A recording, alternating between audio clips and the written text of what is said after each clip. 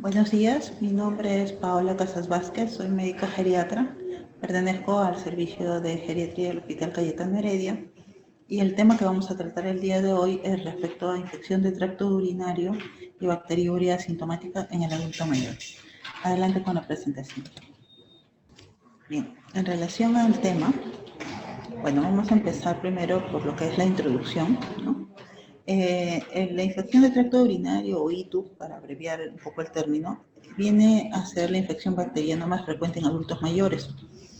El manejo óptimo de este tipo de procesos infecciosos es un desafío debido a la incertidumbre diagnóstica, al uso también excesivo de antimicrobianos o antibacterianos y al aumento de la resistencia antimicrobiana.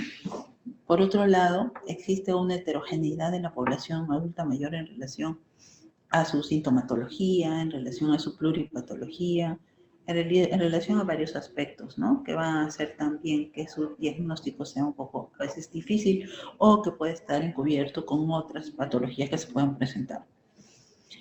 El impacto y el manejo de la infección urinaria va a ser diferente en los adultos mayores que proceden de la comunidad como aquellos, por ejemplo, que se encuentran institucionalizados. Hay consideraciones únicas también para aquellos que utilizan catéteres urinarios, ¿no? En forma permanente. Entonces, todas esas consideraciones hay que tener en cuenta al momento de evaluar a un adulto mayor que presenta algún tipo de síntomas urinarios o con algún proceso urinario que de repente se descubre por un examen de orina, ¿no? Como sabemos, la bacteriuria implica la presencia de bacterias en la orina. Cuando hablamos de algunas definiciones, como por ejemplo piuria, ¿no? Estamos hablando ya de la presencia de 10 o más glóbulos blancos por campo, ¿no? La bacteriuria asintomática es la presencia de gérmenes de bacterias en la orina, puede haber presencia o no de piuria, pero lo que lo caracteriza es la ausencia de signos o síntomas genitourinarios, sobre todo cuando se trata de mujeres, que es el caso donde hay mayor prevalencia de esta patología, ¿no? Para ver diagnóstico, vamos a ver que el punto de corte son 10 a las 5 unidades formadoras de colonia en urocultivo, ¿no? Posteriormente a la prueba de, digamos, del examen de orina completo que solemos solicitar, ¿no? Entonces, cuando ya se habla de una infección de tracto urinario sintomático, hablamos pues de la presencia de gérmenes, la presencia de, puede haber piuria, ¿no? Y el contexto del paciente debe además tener 2 o más signos o síntomas, ¿no? Dentro de lo que vendría a ser el tracto genitourinario. Cuando hablamos de términos como ITU complicada o ITU recurrente, hablamos de esta sintomatología, hablamos de estas definiciones, cuando en el caso de la ITU complicada hablamos de personas que tienen algunas anomalías geniturinarias funcionales o estructurales, la presencia también de catéter urinario permanente, ¿no? O enfermedades sistémicas crónicas, como por ejemplo la enfermedad renal crónica, diabetes, u otras enfermedades que pudieran estar disminuyendo lo que es la inmunidad, ¿no? Ahora, no a todos los adultos mayores, existe cierta controversia, siempre la ha habido en relación a si considerar a los adultos mayores solo por la edad dentro de este grupo, ¿no? Dentro del grupo de ITU complicada. Y las ITU recurrentes no son otra cosa más que, dependiendo del lapso de tiempo, ¿no? Se presenta más de una infección de tracto urinario, en este caso si son 12 meses, se considera 3 o más infecciones de tracto urinario sintomáticas dentro de ese periodo de tiempo. Cuando se considera 6 meses, se habla de 2 o más infecciones de tracto urinario siempre sintomáticas, ¿no? Obviamente después de cada una de ellas debe haber una resolución clínica con tratamiento antimicrobiano, ¿no? Hablar de bacteriuria asintomática siempre es un poco controversial por el tema del tratamiento finalmente, ¿no? Entonces, en términos generales, como ya hemos visto, la bacteriuria asintomática va a estar caracterizada por la presencia de un patógeno, de un germen que se aísla en cultivo de orina, ¿no? Con recuentos cuantitativos apropiados, ¿no? En orina de adultos en los que sospechamos de una infección de vías urinarias de repente, pero en la que no hay signos o síntomas de tracto genitourinario, ¿no? En mujeres de edad avanzada se habla de situaciones específicas como que haya la presencia de 2 muestras consecutivas de orina a mitad de chorro en el que crecen estos gérmenes en una cantidad de más de 10 a las 5 unidades formadoras de colonia por mililitro, en la que hay 2 o más especies de microorganismos, o cuando se aísla un uropatógeno, ¿no?, en una orina cateterizada, en donde el recuento puede ser mayor de 100 unidades formadoras de colonia por mililitro, ¿no? En hombres, ¿no?, de edad avanzada también se considera la misma cantidad de gérmenes, ¿no?, en orina también limpia, con la presencia o la presencia de un germen que tenga más de 10 o las 5 unidades formadoras de colonia, ¿no?, con no más de 2 especies de microorganismos o una sola muestra de orina cateterizada con un uropatógeno también aislado con un recuento no mayor de 100 unidades formadoras de colonia por mililitros. La presencia de algunas otras definiciones como piuria, que ya lo hemos visto, está en relación a la presencia, por ejemplo, de esterasas leucocitarias positivas o de nitritos positivos, que generalmente se ven en el examen de orina completo, simple, con muchas veces también la presencia de las tiras reactivas, ¿no? Entonces, la esterasa leucocitaria y los nitritos positivos son signos, en todo caso, microbiológicos o en el examen de orina indirectos, ¿no?, que sugieren la presencia de algún tipo de proceso infeccioso, ¿no?, como es en el caso de la esterasa leucocitaria, en el que sugiere la presencia de glóbulos blancos en la orina, de leucocitos en la orina, y los nitritos, ¿no?, también a través de tira reactiva puede indicar que existe cierta cantidad de presencia de bacterias, ¿no?, de forma significativa. Nuevamente, lo que vienen a ser los diagnósticos o las definiciones de ITU no complicada, recurrente y asociadas a catéter también. Cuando se habla de asociación a catéter, hablamos de signos o síntomas de infección de vías urinarias o de tracto urinario en personas que tienen un catéter suprapúbico o que tienen un catéter uretral permanente, llámese una sonda vesical permanente, en los que al realizarse una cateterización intermitente, ¿no?, o en aquellos cuyos catéteres se retiraron en las 48 horas anteriores, ¿no?, existiría más de 1000 unidades formadoras de colonia de más de una especie bacteriana, ¿no?, en un solo catéter de muestra de orina, o sea, en una sola muestra de orina. Ahora, hablando ya de bacteriuria sintomática como tal, que es lo que genera un poco más de controversia cuando se trata sobre todo de hablar de tratamientos, existen factores predisponentes en la bacteriuria sintomática, sobre todo en el adulto mayor. Y ellas son el hecho de que tenga anomalías geniturinarias, como por ejemplo algún tipo de obstrucción de flujo, tipo prostatismo, litiasis renal, ¿no?, la presencia de alguna cirugía ginecológica previa en el caso de las mujeres, o que tengan algunas patologías funcionales como por ejemplo vejigas neurogénicas en el caso de adultos mayores diabéticos, ¿no? Otro problema puede ser el tema de las incontinencias, instrumentación del tracto urinario, en el caso de las mujeres posmenopáusicas, disminución de los estrógenos vaginales, actividad bactericida de la secreción prostática en el caso de los varones, enfermedades neurológicas específicamente que también pueden llevar a temas como vejigas neurogénicas, incontinencia fecal por un tema precisamente de invasión de la flora colónica en la zona geniturinaria. No, la misma en enfermedades como por ejemplo diabetes, la presencia de sondas urinarias o colectores externos urinarios en menor frecuencia. La microbiología de la bacteriuria sintomática generalmente está en relación a flora colónica. Dentro de ellas también se encuentra en mayor frecuencia, como lo es también en las infecciones de tracto urinario, Escherichia coli, hasta en un 60 a 80% aproximadamente. Sin embargo, el aislamiento es menos frecuente que en jóvenes, en donde se puede encontrar en estos casos bacteriuria sintomática hasta 90% de la presencia de este germen.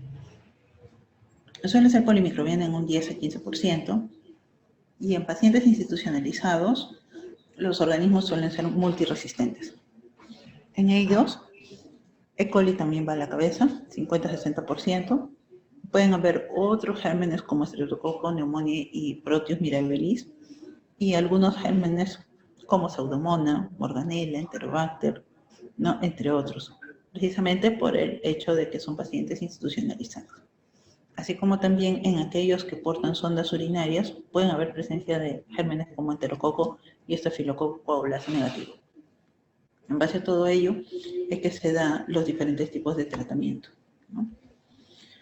Ahora, cuando hablamos de bacteriuria asintomática en distintas situaciones clínicas, no es que a todos se les va a dar, por ejemplo, en el caso de adultos mayores, a todos los mayores se les va a hacer cada cierto tiempo un examen de orina completo, no sé si menos un urocultivo, obviamente salvo que haya síntomas. Estamos hablando en este caso de personas que no tienen ningún síntoma, pero que corresponderían a grupos de riesgo, entre comillas, ¿no?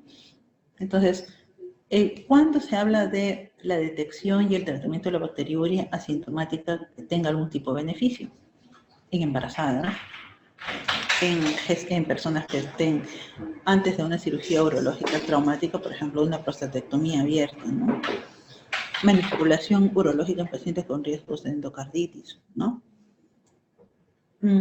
¿Cuáles podrían ser, digamos, los posiblemente beneficiosos, o sea, los posiblemente grupos beneficiosos a raíz de una, digamos, de una bacteriuria sintomática que se puede detectar? Son los trasplantados renales, sobre todo aquellos que están en los primeros 6 meses de este procedimiento. Mujeres con bacteriuria persistente tras un retiro de sonda vesical no prolongada, o sea, no mayor de 48 horas. El tratamiento de la bacteriuria sintomática probablemente beneficioso. Como ven, esto es como que muy... al entrar este término de bacteriuria asintomática dentro de la controversia, se habla mucho de posible, probable, ¿no? Entonces, hablamos de tratamientos en casos de bacteriuria asintomática que probablemente o posiblemente pudiera ser beneficioso en pacientes que van a ser sometidos a algún tipo de cirugía que va a estar cerca a la zona perineal, ¿no? Por ejemplo, una colocación de prótesis de cadera, ¿no?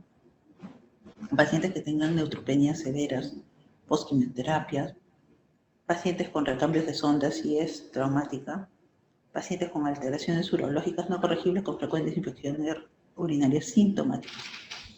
En el caso en el que no es beneficioso para nada, o sea, no, ni tamizar, ni tampoco dar tratamiento, menos, ¿no? Es en el grupo de niños o adultos sanos. O sea, no es que uno deba hacerse un control de examen de orina cada cierto tiempo, una vez al año, ¿sí? Sin síntomas, no. Los ancianos que residen en la comunidad, definitivamente no. Los ancianos o adultos mayores que residen en centros sociosanitarios, tampoco. Por más que están institucionalizados, ellos no se van a ver beneficiados de hacerles un examen de orina cada cierto tiempo. Las mujeres con diabetes tampoco, probablemente los varones tampoco. Pacientes con infección por VIH, con sondaje urinario corto, sobre todo aquellos que tienen menos de un mes con sonda vesical. Pacientes con sonda urinaria prolongada o permanente, tampoco, salvo que haya síntomas o cambios, ¿no? Aquellos que se les realiza cateterismo uretral intermitente, o aquellos que tengan algún tipo de cuerpo extraño intraurinario, ¿no? Como stents, catéteres intraureterales, entre otros. O pacientes con vejiga neurogénica en los que se asocie enfermedad neurológica, ¿no? Obviamente siempre hay que saber individualizar el caso, hay que saber en qué momento sí es necesario pedir un examen de orina, sobre todo en el caso de adultos mayores cuando cuando la sintomatología no es clara. Por ejemplo, en caso de adultos mayores que tienen demencia, en quienes los síntomas urinarios generalmente no suelen ser, digamos, muy claros, ¿no?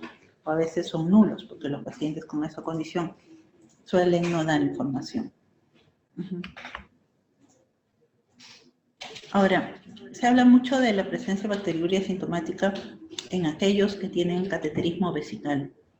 Y es que precisamente el catéter de alguna u otra manera permanente va a determinar la presencia de un biofilm, ¿no? Que va a generar la presencia de gérmenes, ¿no? Sobre todo en aquellos que usan cateterismo permanente. Pero si hablamos de un cateterismo temporal, ¿no? Lo que precisamente se busca es evitar el uso prolongado de estos catéteres, salvo indicación, que son muy pocas. Tratar de mantener el menor tiempo posible un catéter, de repente un paciente que se choca o un paciente que necesita de alguna u otra manera medir diuresis, se le puede poner el catéter permanente por un tiempo corto, ¿no? Para evitar precisamente la presencia de gérmenes en el tracto genitourinario, ¿no? Siempre manteniendo las condiciones de esterilidad y de cuidado, de bioseguridad al momento de colocar un catéter. Utilización de un sistema cerrado. Cambiar el catéter en caso de obstrucción. Que haya un aporte suficiente de líquidos para garantizar también una diuresis adecuada. Evitar las manipulaciones de las sondas, sobre todo los lavados, salvo que el paciente pues esté bajo un proceso de una prostatectomía, en donde generalmente hacen irrigaciones, ¿no? Y lo ideal es elegir un catéter que esté constituido idealmente en su totalidad por silicona. Esto es en relación a lo que vendría a ser bacteriuria asintomática. Generalmente cuando hablamos de dar tratamiento a una bacteriuria asintomática, se utiliza un tratamiento empírico y se va evaluando clínicamente al paciente en relación a los cambios que puedan haber habido inicialmente, ¿no? Cuando se habla ya de la ITU como tal, como vemos, siempre la prevalencia en estos casos para bacteriuria asintomática y para la ITU como tal va a ser el de mujeres, ¿no? La prevalencia es mayor en mujeres por las condiciones geniturinarias anatómicas principalmente y también por un tema hormonal, ¿no? Se habla de que hasta 40% de mujeres pueden tener este problema, 5 a 20% de mujeres de 65 a 90 años, y mientras más avanza la edad, la prevalencia o la frecuencia se incrementa. En este caso, 45% de mujeres hasta mayores de 90 años. Y en varones, generalmente la prevalencia es poca, 12%, pero sobre todo en aquellos que tienen algún grado de hipertrofia prostática. Y nuevamente, el germen que con mayor frecuencia se aísla es la Escherichia coli, ¿no? Que puede llegar a causar entre un 79 a 95% de estos problemas en personas con ITU confirmada. Entonces, la incidencia de ITU, sobre todo en mujeres posmenopáusicas, va a ser alta, de 0,07 persona al año, ¿no? Según estudios poblacionales grandes. Sin embargo, estimar con precisión la prevalencia de ITU es un desafío, ya que la definición de ITU como tal varía a lo largo de la literatura. Como vemos, existen diferentes definiciones dentro de lo que vendría a ser el contexto de esta amplia gama de, digamos, de lo que implica la infección del tracto urinario. En los residentes, digamos, de aquellos casas de larga estancia, como se dice, la tasa de infección del tracto urinario es mucho más alta, ¿no? Una tasa estimada de 0,15 por paciente año para mujeres mayores y de 0,11 por paciente año para hombres mayores. Como vemos en relación a la comunidad, la tasa se duplica, ¿no? Tanto en el caso de mujeres, principalmente, como en el caso de varones mayores de 60 años. Ahora, ¿cuál vendría a ser siempre el riesgo de que las mujeres contraigamos un poco más este tema de la infección del tracto urinario o la bacteriuria asintomática? Uno es que hay un riesgo incrementado de contaminación por el tema anatómico. Hay un tema de disminución de estrógenos vaginales también, que van a cambiar el pH vaginal.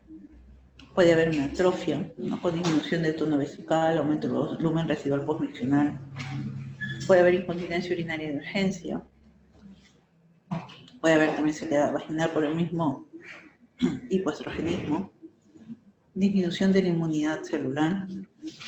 El hecho de haber tenido múltiples partos también puede dañar los mecanismos de soporte del suelo pélvico. La presencia de enfermedades coexistentes como diabetes, por ejemplo, o enfermedades cerebrovasculares que pueden dejar secuelas, o de enfermedades ginecológicas previas.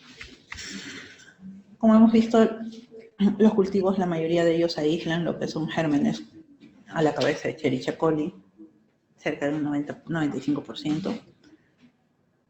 Los otros en frecuencia vendrían a ser Klebsiella y Proteus, y algunos bacilos gram negativos sobre todo.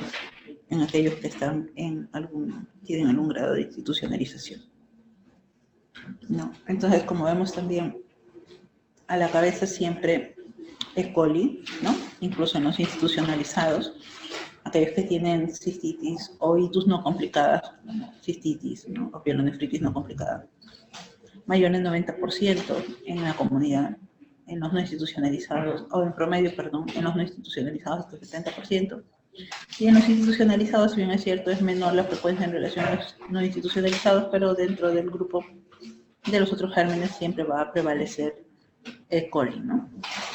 Sin embargo, como podemos ver, a la par, la etiología polimicrobiana en institucionalizados es alta, ¿no? En relación a otros grupos de gérmenes. Cuando hablamos de itus gram negativos multiresistentes, ¿no? O los denominados BLE, términos BLE, ¿no? O cuando sospechar de una infección de tracto urinario gram negativo multiresistente en pacientes con cualquiera de estos antecedentes, ¿no? Por lo menos en los 3 meses anteriores. Uno, que tenga el antecedente de que se haya aislado uno de estos gérmenes multiresistentes previamente, en los últimos 3 meses. El hecho de que haya estado que haya tenido una estancia prolongada para pacientes hospitalizados en un centro de atención médica, por ejemplo, un hospital, un asilo, un albergue, o centros de ayuda a largo plazo. El uso de fluoroquinolonas, de un tipo de antibióticos, o trimethoprim sulfamethoxazol, betalactámicos de amplio espectro, ¿no? Por ejemplo, cefalosporinas de tercera o cuarta generación, tipo ceftriaxona, que hayan pasado o que hayan viajado, a algunas partes del mundo con alta tasa de microorganismos resistentes, a múltiples medicamentos. Estos son algunos factores que podrían estar influyendo para que una persona haga infección de tracto urinario con etiología de gérmenes gram negativos multiresistentes. Y la resistencia está en relación a que no haya susceptibilidad de al menos un agente en 3 o más clases de antibióticos. A esto se les llama, pues, a los gérmenes beta-lactamasa de espectro extendido, ¿no? Generalmente estos microorganismos no van a ser sensibles a todo lo que es penicilina y sus derivados, ¿no? O aquellos que tengan relación con ello, por ejemplo, las cefalosporinas. Entonces, esto muchas veces, el hecho de que, por ejemplo, el paciente se haya medicado previamente con una medicación de amplio espectro, va a generar de que antes de un procedimiento, por ejemplo, prostático, se utilice medicación tipo profiláctica, ¿no? Ahora, la prevalencia va a depender mucho también de qué tanto hay la resistencia a los gérmenes, a los fármacos en las diferentes partes del mundo, porque esto no es uniforme. Puede haber mayor resistencia en un lugar como que mayor resistencia en otra o en otro lado, ¿no? Entonces eso es lo que siempre hay que tomar en consideración. Ahora, ¿qué manifestaciones clínicas puede tener un adulto mayor que tiene una infección de tracto urinario? Las manifestaciones clínicas pueden ser muy sutiles, pueden ser inespecíficas, sobre todo en mujeres mayores. Generalmente, ¿qué es lo que hay? Disuria, o sea, ardor al momento de orinar. Eso es lo que en general podría haber en una persona joven o que es adulta mayor, pero no con tendencia, o sea, digamos entre los 60, 70 años, 65 años, ¿no? Puede haber poliaquiuria, es decir, un incremento de la frecuencia para miccionar. Urgencia urinaria, o sea, la sensación, ¿no?, de querer ir al baño y en el momento no poder, o tener mucho dolor al momento de miccionar. El dolor suprapúbico y en casos menos frecuentes hematuria, o sea, la presencia de sangre microscópica al momento de miccionar. Esos son los que, digamos, son las manifestaciones usuales que deberíamos esperar en todo caso. Sin embargo, como dice la diapositiva, en adultos mayores a veces es un poco inespecífico. Se puede dar de otras maneras y presentarse en situaciones como, por ejemplo, o enmascaradas, en situaciones como, por ejemplo, caídas, cambio en el estado funcional o cambio en el estado mental, sobre todo aquellos que tienen ya deterioro cognitivo, ¿no? Generalmente esos cuadros, cuando no hay una, digamos, una causa que esté ocasionando estos cambios se atribuye por lo general a una infección de tracto urinario, ¿no? La presencia no siempre de orina turbia o maloliente también podría darnos un indicador, pero no es algo tampoco definitivo. Entonces, ¿en quiénes vamos a sospechar de una cistitis aguda? Por ejemplo, sabemos que las infecciones de tracto urinario pueden ser bajas o altas, ¿no? Cuando hablamos de bajas, hablamos de cistitis, sobre todo, ¿no? De uretritis. En el caso de las infecciones de tracto urinario alto, ya estamos hablando de pielonefritis, o sea, de una infección a nivel de los conductos que están ya específicamente a nivel renal. Entonces, sospecha de una cistitis aguda en mujeres con síntomas también agudos de disturia, frecuencia de urgencia urinaria y dolor suprapúbico, pero sin síntomas vaginales en el caso de las mujeres. Las nicturias urinarias crónicas, la incontinencia crónica, el malestar general, la orina turbia o maloliente son hallazgos muy inespecíficos que no necesariamente van a llevar a cabo el hecho de que se realice un examen de orina como, digamos, como rutina para evaluar una cistitis, ¿no? Como les dije, eso no son situaciones específicas.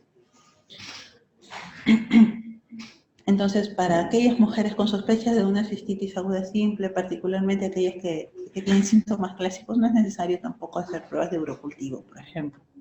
Esto es en el caso de mujeres más jóvenes, ¿no? Tampoco se utiliza de manera sistemática, o sea, no se realiza de manera sistemática un examen de orina en forma rutinaria, porque se nos ocurre, ¿no? A adultos mayores o a aquellos que se encuentran con algún grado de deficiencia de repente en la parte funcional o en la parte mental, ¿no? Obviamente en ausencia de síntomas focales de tracto urinario, ¿no? En ellos generalmente lo que se hace es hidratar, observar y buscar otras causas, ¿no? También, que pueden ser más frecuentes a los cambios que se podrían presentar. En los cultivos de orina, las pruebas de susceptibilidad también son innecesarias por lo general en mujeres con cistitis aguda simple. Sin embargo, deben realizarse en pacientes con riesgo de infección cuando hay este riesgo, ¿no?, de infección con un organismo resistente, como hemos mencionado previamente. Entonces, ¿qué hacemos cuando tenemos, por ejemplo, pacientes que residen en una casa de reposo, ¿no? Si tenemos, por ejemplo, ¿no?, la sensación de disuria, o sea, dificultad para orinar, ardor al momento de orinar, y cualquiera de alguno de estos cambios, uno o más de ellos, como cambios en las características de la orina, cambio en el estado mental o presencia de hematuria, o de repente pudieran tener dolor agudo, sensación de tumefacción a nivel de los testículos, epididimitis o prostatitis, ¿no? O tuviéramos el cuadro, en este segundo cuadro, ¿no?, la presencia de ya sea fiebre o leucocitosis asociada a dolor a nivel costovertebral en el ángulo, digamos, lo que es la hiperfunción lumbar, o de repente incrementado dolor, sensación de tensión a nivel de la zona suprapúbica, hematuria, ¿no? Incontinencia que se ha venido incrementando últimamente, sensación de urgencia, ¿no?, que se ha incrementado en los últimos días de repente, ¿no? O de repente cambio los cambios en la orina o cambios en el estado mental de la persona, o que tenga, por ejemplo, 2 o más de los, digamos, síntomas que se dan a continuación, que son similares a los del cuadro previo. Entonces, en esos casos, lo que se hace es un examen de orina simple que tenga una tira reactiva, ¿no? Y con ello se evalúa lo que vendrían a ser la esteasa leucocitaria, los nitritos, ¿no?, además del examen microscópico para ver si hay presencia de leucocitos en orina. Si es negativo para tanto esteasa leucocitaria como nitritos, entonces se deja ahí y se busca cualquier otra causa de la probable alteración que tenga el paciente. Pero si por otro lado es positivo para esta esteasa leucocitaria o los nitritos y además hay más de 10 leucocitos por campo, en esos casos entonces se puede pasar a lo siguiente, ¿no? realizar un examen de urocultivo en el que se va a buscar que existan gérmenes mayores de 10 a las 5 unidades formadoras de colonia, ¿no?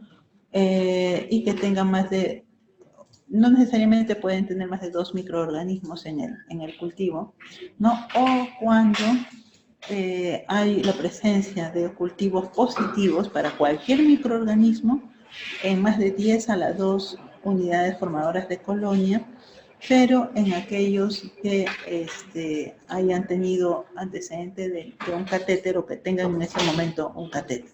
Antecedente de catéter en el sentido de que no haya sido retirado por más de 48 horas. ¿No? Ese es el lapso de tiempo en el que se evalúa si en todo caso este paciente estaría teniendo una infección del tracto urinario asociada a catéter. Entonces existen diferentes criterios, ¿no? A través de los cuales, como hemos visto previamente, ¿no? en estas tres posturas que se nos ha alcanzado, existen algunos criterios, ¿no? Los criterios de McGeer, los criterios de Loeb, dependiendo de si el paciente tiene o no tiene un catéter urinario, ¿no? Si el paciente no lo tiene, ¿no? Hablábamos como de la sensación de tumefacción, epididimitis, prostatitis, o de repente la presencia de fiebre o leucocitos, seguido de cualquiera de estos marcadores, que pueden ser PPL positivo, dolor suprapúbico, hematuria grosera, o sea, macroscópica, ¿no? Incontinencia, urgencia. Sin embargo, cuando hay ausencia de fiebre o leucocitosis, puede haber 2 o más de estos siguientes cuadros, ¿no? Que vienen a ser los mismos, ¿no? Además del urocultivo positivo, ¿no? Los criterios de McGeer, por ejemplo, del 91, que son un poco más antiguos en relación a los criterios del 2012, hablan de 3 de cualquiera de estos siguientes criterios: fiebre, presencia de síntomas como aumento de la sensación de disuria, polacuria y urgencia, PPL positivo, cambios digamos, en las características de la orina o alteración del estado mental, ¿no? Y los criterios de Loeb hablan de la presencia de disuria sola o de fiebre sola, ¿no? Pero asociado a alteraciones en la urgencia paramiccional, la frecuencia, dolor suprapúbico, hematuria macroscópica, PPL positivo o incontinencia urinaria. Cuando se habla de personas que tienen un catéter permanente, igual, ¿no?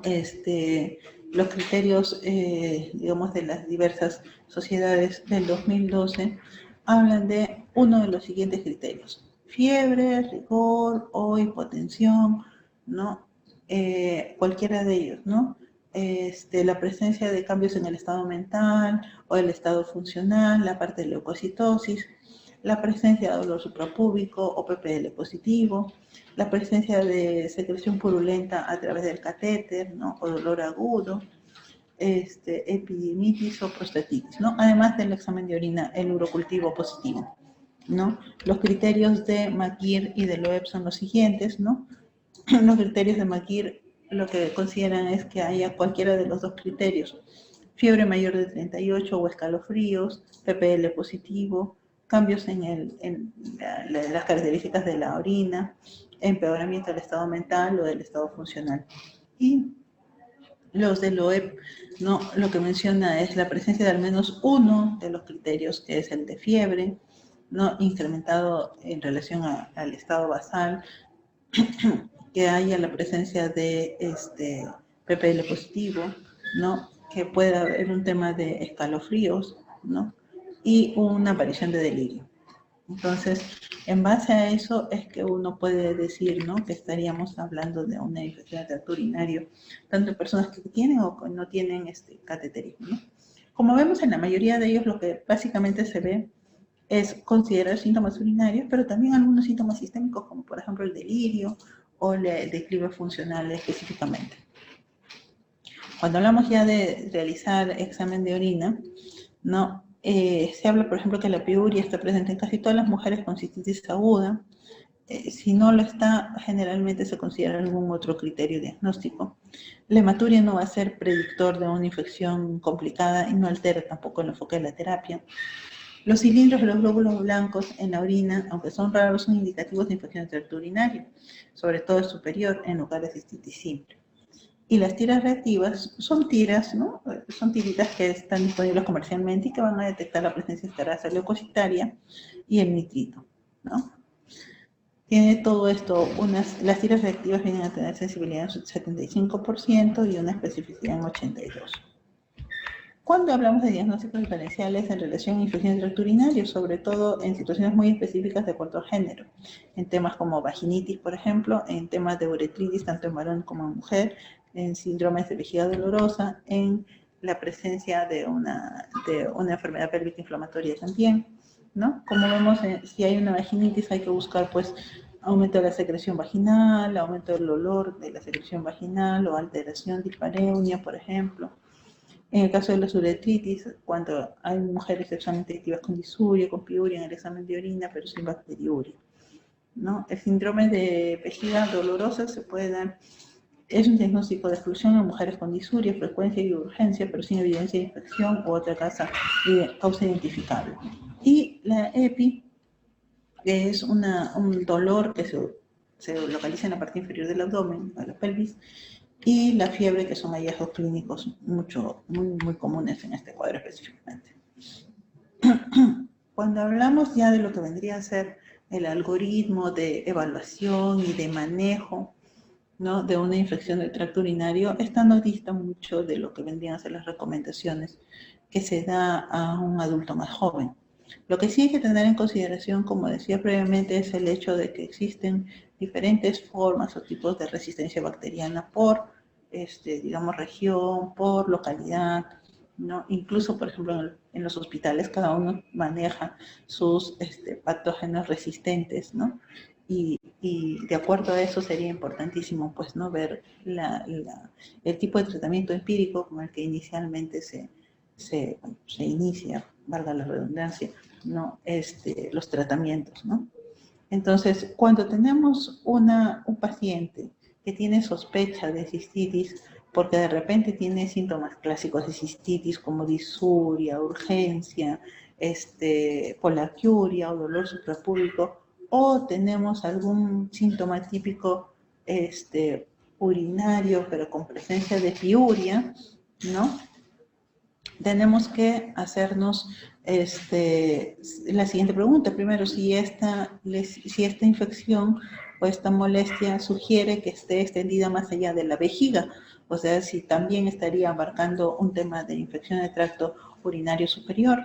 Y para ello evaluaríamos lo siguiente: temperatura, si es mayor de 37,7, u otros síntomas sistémicos, como por ejemplo escalofríos, ¿no?, fatiga, dolor o malestar general, ¿no?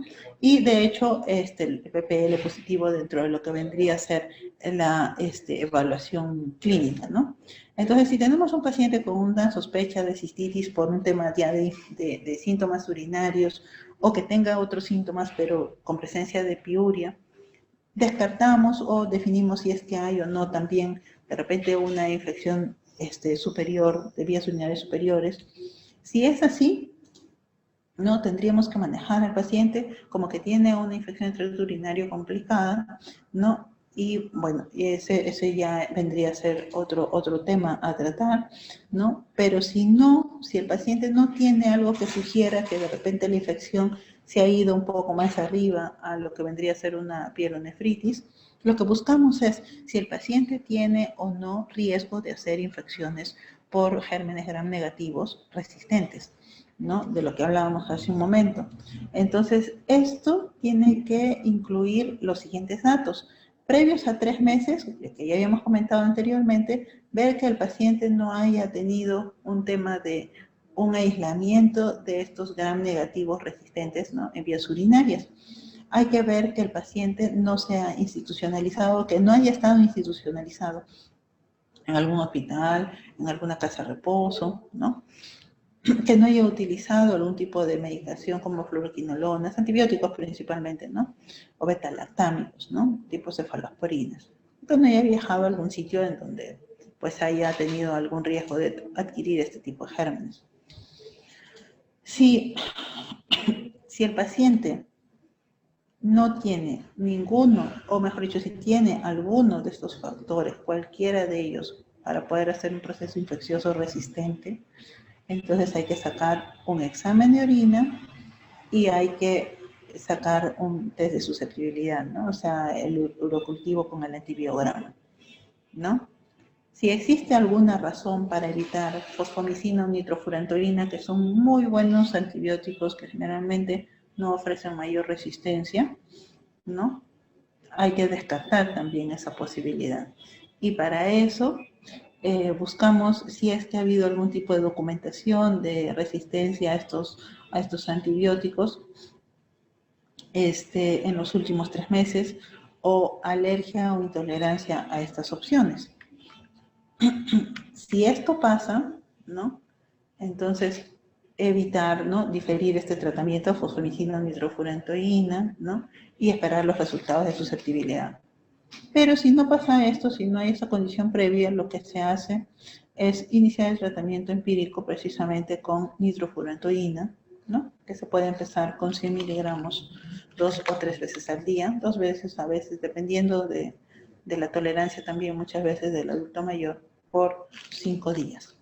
Ojo que estamos hablando de cistitis que generalmente no son complicadas, ¿no? O fosfomicina, que es una muy buena alternativa de 3 gramos, ¿no? Que se toma una sola dosis. Existen otros medicamentos, pero que no son disponibles en nuestro medio, ¿no? Ahora, por otro lado, si no existe el riesgo de que estos pacientes tengan, si no existe ningún tipo de riesgo de estos pacientes a que puedan generar algún tipo de germen resistente, ¿no? Se puede iniciar, digamos, de primer plano, de primera mano, con nitrofurantoína, cotrimoxazol, fosfomicina o algún otro medicamento empírico, ¿no? Si hay alguna razón para evitar beta-lactámicos tipo penicilinas, tipo ceftriaxona, se busca también esas posibilidades. Si no se puede utilizar los agentes de primera línea, como ya mencioné, nitrofurantoína, trimestoprim, sulfametoxazol, ¿no? Son las sulfas, la fosfomicina, ¿no?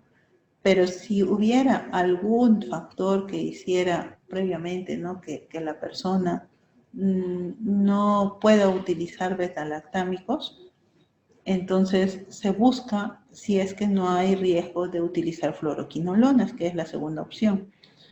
Si no hay riesgo, se utilizan las fluoroquinolonas, que pueden ser la ciprofloxacino, la levofloxacina, ¿no? Pero como vemos, no es de primera mano que se utiliza generalmente este tipo de medicamentos, ¿no? Sino hasta primero se descarta que no haya riesgo de que se use nitrofurantoína, que tiene muy buena capacidad como tratamiento, fosfomicina.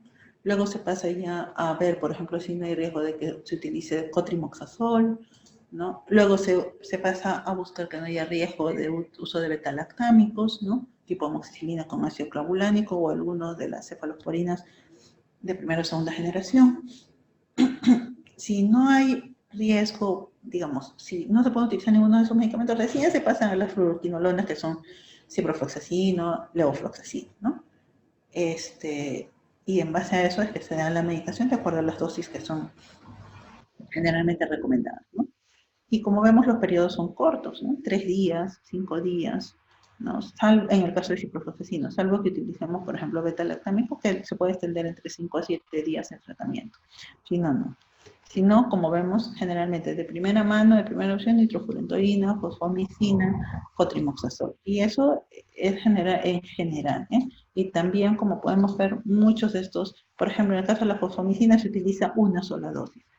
El tema un poco con este medicamento es que es un poco caro, ¿no?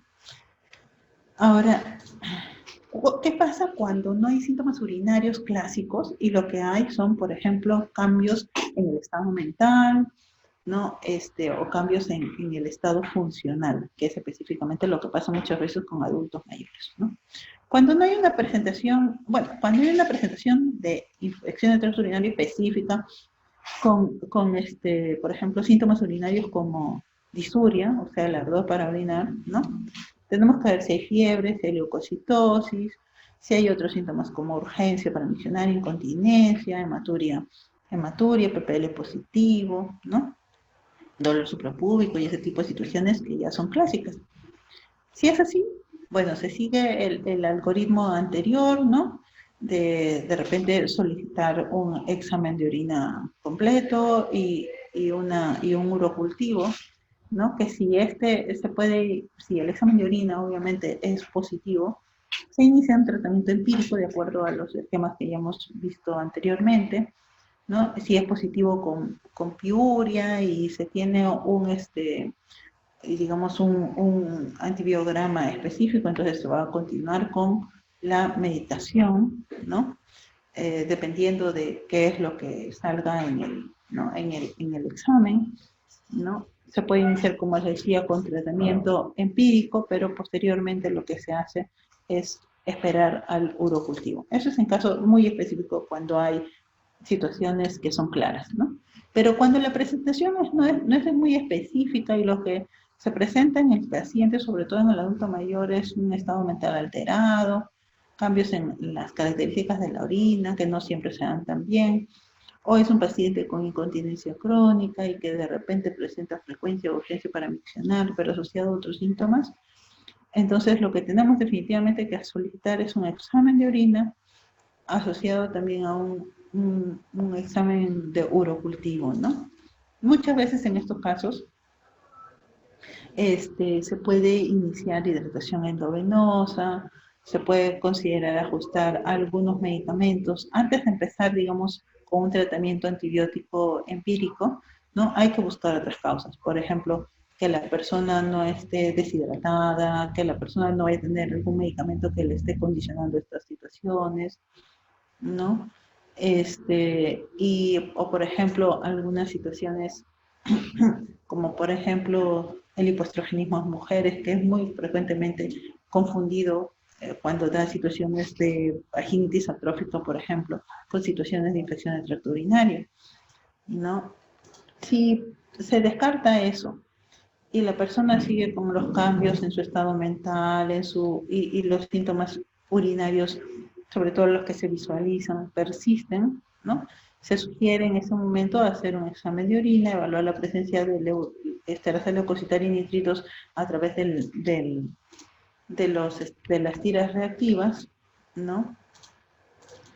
Y en base a eso, si esta tira reactiva es negativa, ¿no? Se puede, digamos, observar, ¿no? Pero si es positiva, ¿no? Se pasa a lo que es la presencia o a realizar un urocultivo, ¿no? Se puede dar, de acuerdo al resultado del urocultivo, un curso corto de antibióticos, ¿no?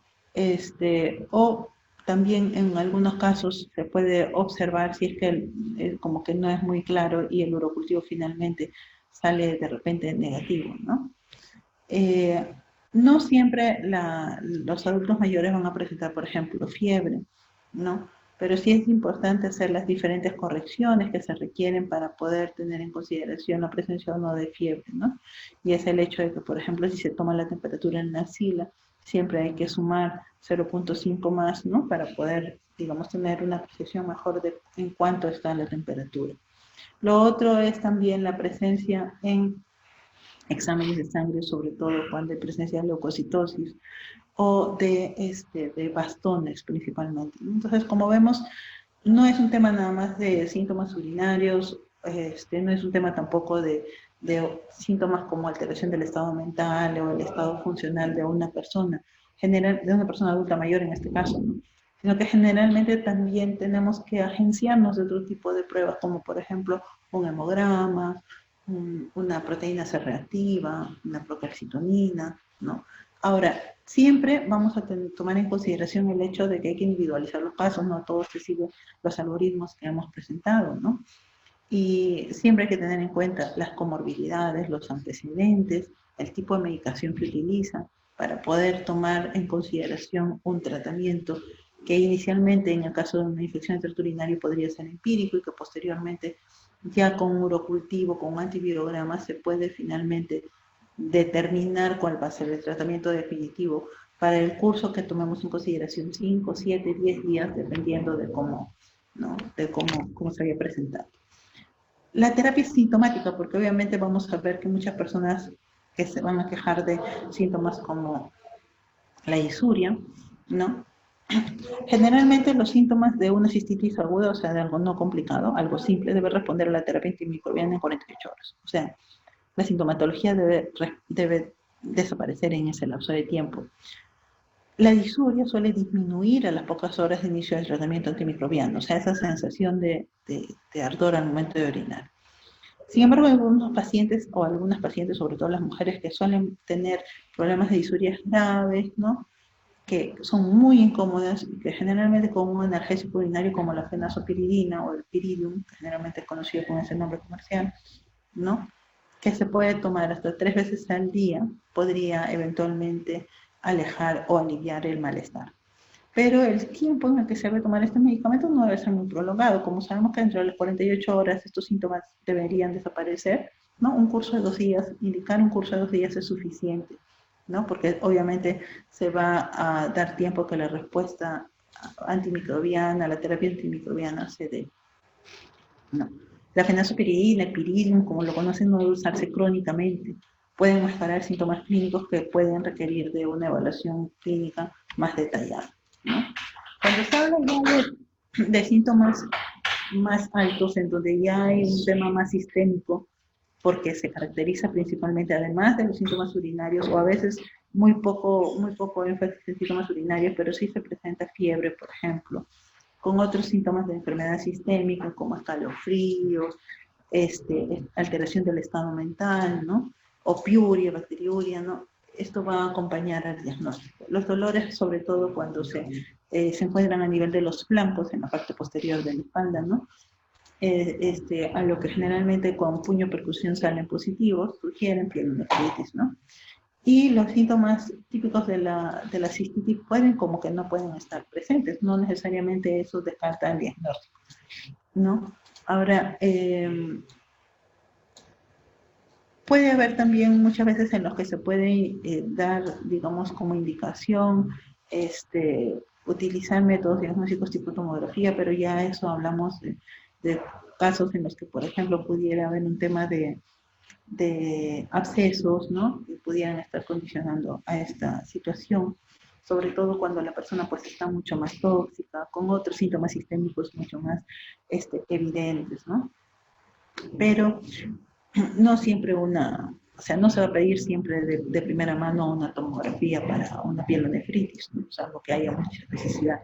Una tomografía normal no descarta tampoco el hecho de que haya una pielonefritis leve, ¿no? Siempre que haya fiebre o síntomas sépticos, ¿no? Pero sin el contexto de una piuria o bacteriuria, pueden atribuirse a una infección de tracto urinario, habiéndose descartado otras causas. Sin embargo, siempre es necesario que se evalúen, que se haga una evaluación clínica minuciosa, ¿no? Y considerar que el diagnóstico de una infección de tracto urinario complicado, agudo, es poco probable si no hay piuria, si no hay presencia de pus en la orina, pero caracterizada por la presencia de género, ¿no? ¿Cuándo se hospitaliza un paciente? Básicamente si el paciente está críticamente enfermo, sin síntomas de sepsis, ¿no? Cuando hay fiebre persistente o intolerancia oral, que no va a permitir que la persona pueda tomar adecuadamente la medicación, o cuando hay una obstrucción del tracto urinario que sí podría condicionar precisamente el desencadenamiento de una sepsis, ¿no? Entonces, como ya hemos visto, lo que tenemos que hacer primero es evaluar síntomas urinarios, evaluar en este caso fiebre, ¿no? Evaluar también si hay PPL positivos u otra sintomatología que va más allá de los síntomas urinarios bajos netamente, ¿no? La presencia de piuria, por ejemplo, ¿no? Se obtiene lo que vendría a ser el examen de orina completo, el urocultivo y el antibiograma, ¿no?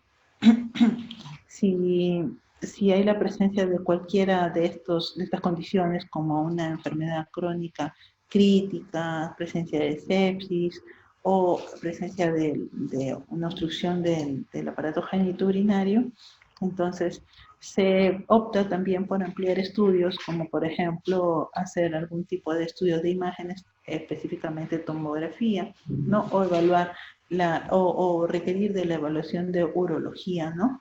para por ahí ver la posibilidad de que hubiera algún tipo de obstrucción potencial del tracto urinario, ¿no? De darse este caso, solo de darse este caso y ante la sospecha de que esto sea así de complicado y grave, utilizamos medicamentos ya de mucho más amplio espectro, tipo imipenem, meropenem, los carbapenémicos, ¿no? Que en uno u otro caso, dependiendo de cómo sea la situación clínica del paciente y sus, digamos, de sus predisposición que pueda tener para estos cuadros, se puede añadir vancomicina, pero con mucho cuidado porque este es un tipo de medicamento que sí puede afectar la función renal, ¿no? Posteriormente ya se continúa el tratamiento, y esto para todos los casos, de acuerdo al antibiograma, ¿no? El régimen también endovenoso puede cambiarse a vía oral dependiendo de los síntomas, dependiendo de la tolerancia oral, dependiendo de las pruebas que hagamos en el seguimiento. Las terapias pueden, en este caso de pielonefritis, pueden ir desde 5 hasta 14 días, dependiendo del tipo de respuesta, dependiendo de las etiologías, dependiendo muchas veces también del tipo de antibiótico que se utilice, ¿no? Y aquellos pues que presenten, aquellos que han tenido síntomas persistentes por más de 48, 72 horas, ¿no? Requieren muchas veces de reevaluaciones, ¿no? Para poder ver cuál sería la causa por las cuales no hay una buena respuesta al tratamiento.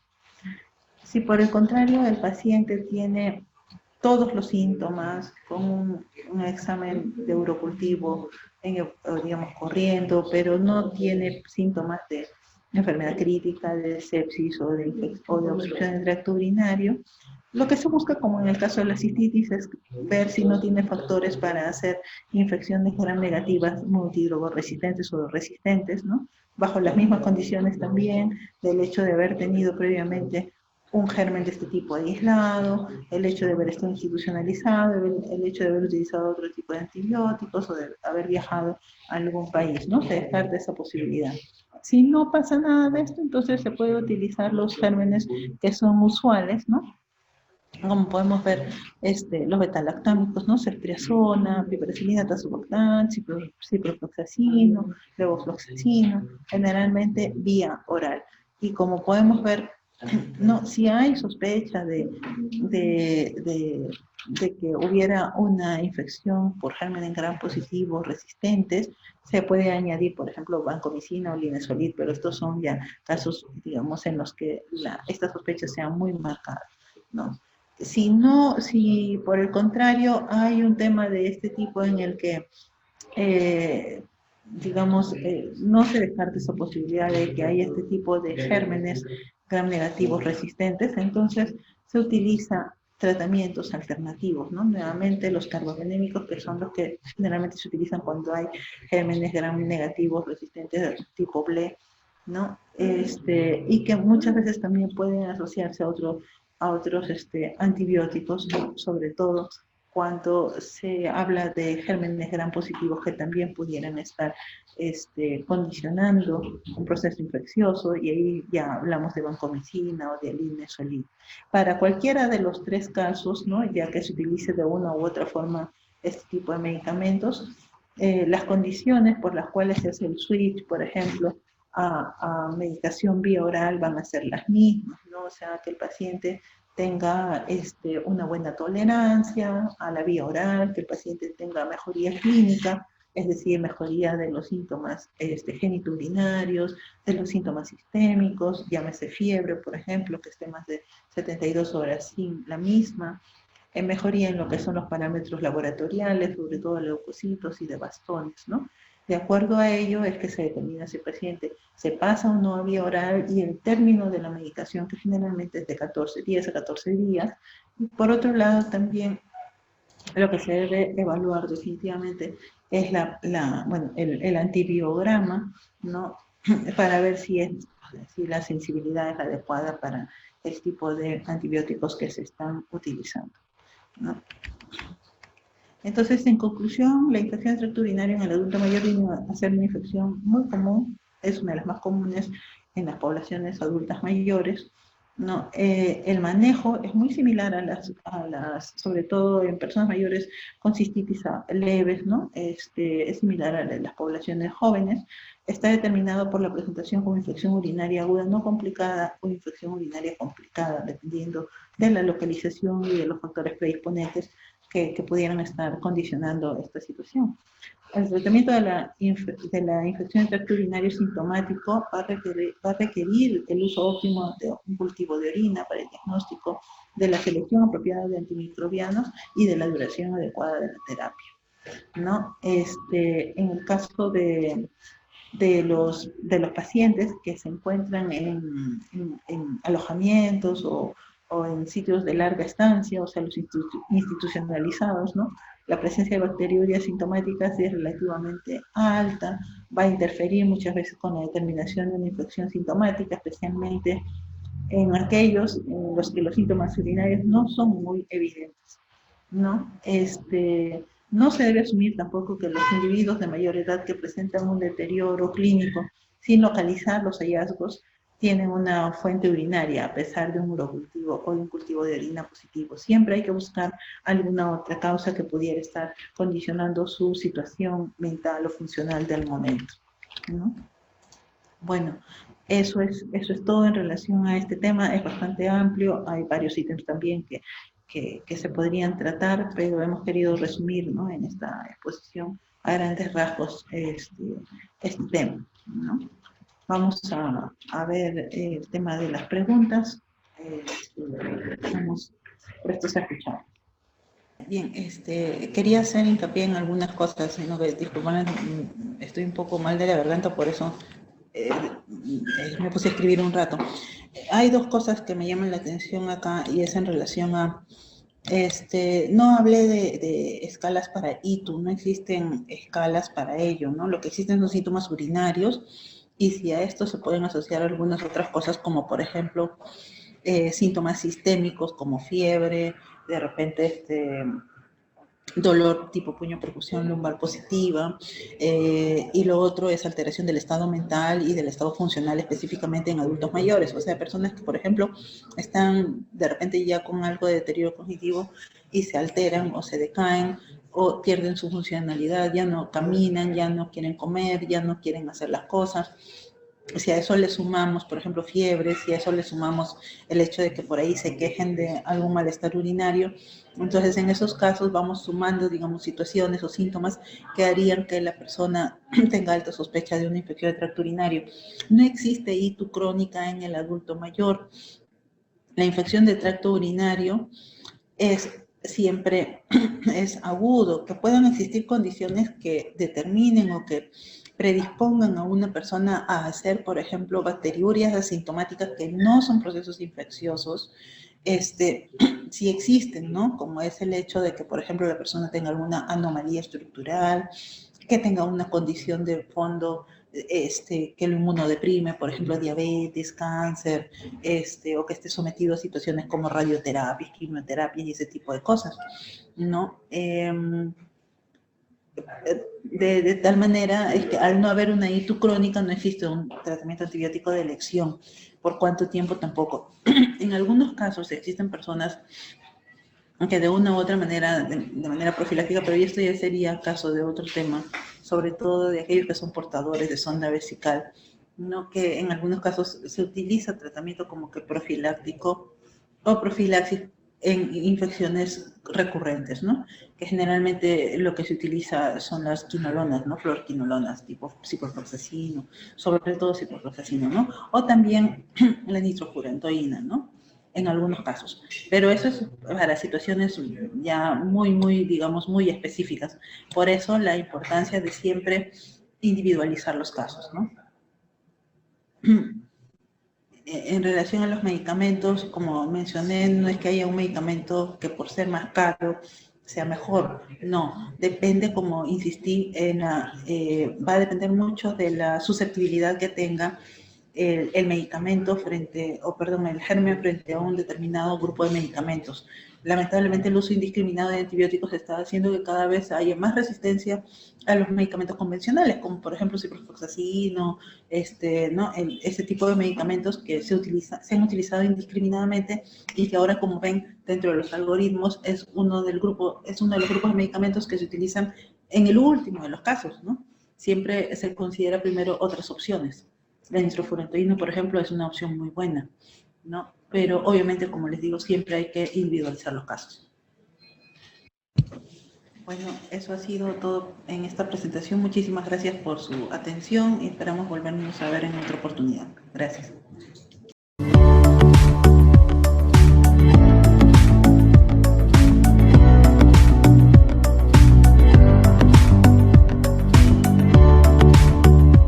Gobierno del Perú. El Perú primero.